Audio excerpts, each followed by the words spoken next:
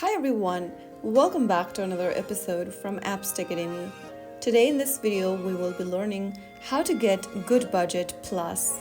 If you want to upgrade to Goodbudget's premium version, then first of all, open up the Goodbudget application on your mobile device and log into your account.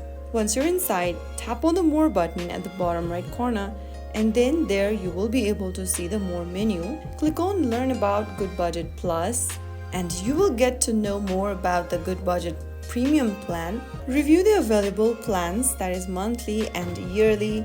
Choose the plan that fits your budget and follow through the on-screen prompts. Make sure to fill in your valid payment details, review the terms and pricing, and confirm your subscription. After payment, your account will be upgraded instantly. You can then create unlimited envelopes, sync in with multiple devices, access priority email supports, and much more.